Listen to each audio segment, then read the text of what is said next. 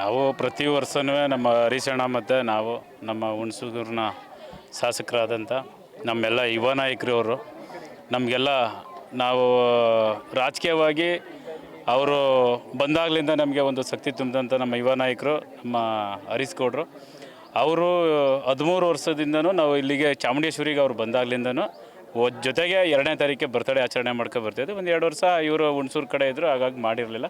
ಈ ವರ್ಷ ಅದಕ್ಕೆ ಜೊತೆಗೆ ಮಾಡಬೇಕು ಅಂತ ಹೇಳ್ಬಿಟ್ಟು ಅವರೂ ಬನ್ನಿ ಇವತ್ತು ಎಲ್ಲ ಒಟ್ಟಾಗಿ ವರ್ಷ ಮಾಡಿದ್ದೀವಿ. ಎಲ್ಲ ನಿಮ್ಮ ಅಭಿಮಾನಿಗಳು ನಮ್ಮ ಸ್ನೇಹಿತರು ಎಲ್ಲರೂ ಕೇಳ್ತಾ ಇದ್ದಾರೆ ನಿಮ್ಮನ್ನು ಬನ್ನಿ ಅಂತೇಳಿ ಅವ್ರನ್ನ ಕರೆದು ಇವತ್ತು ಅವರು ನನಗೆ ಶುಭ ಹಾರೈಸಿ ಚಾಮುಂಡಿ ಬೆಟ್ಟದಲ್ಲೂ ಅವರು ದೇವ್ರ ಹತ್ರನೂ ಅರ್ಚನೆ ಮಾಡಿಸಿ ಶುಭ ಹಾರೈಸಿ ಅವರು ನನಗೆ ನನ್ನ ಬೆನ್ನೆಲುಬಾಗಿ ನಮ್ಮ ಜಿ ಡಿ ಹರೀಶ್ ಗೌಡರು ನಿಂತವ್ರೆ.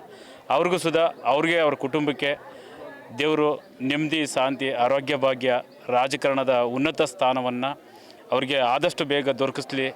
ಆ ಚಾಮುಂಡೇಶ್ವರಿ ಆದಷ್ಟು ಬೇಗ ಅವ್ರಿಗೆ ಶಕ್ತಿ ತುಂಬಿ ನಮ್ಮ ಬಡ ಜನರ ಒಂದು ಬಂಧುಗಳ ಪ್ರೀತಿಯ ಮಗನಾಗಿ ಅವರು ಇನ್ನು ಮುಂದಿನ ದಿನಗಳಲ್ಲಿ ಹೆಚ್ಚಿನ ರೀತಿ ಬಡವ್ರ ಪರವಾಗಿರಲಿ ಅಂತೇಳಿ ಈ ಸಂದರ್ಭದಲ್ಲಿ ಕೇಳ್ತೀನಿ. ಓಕೆ.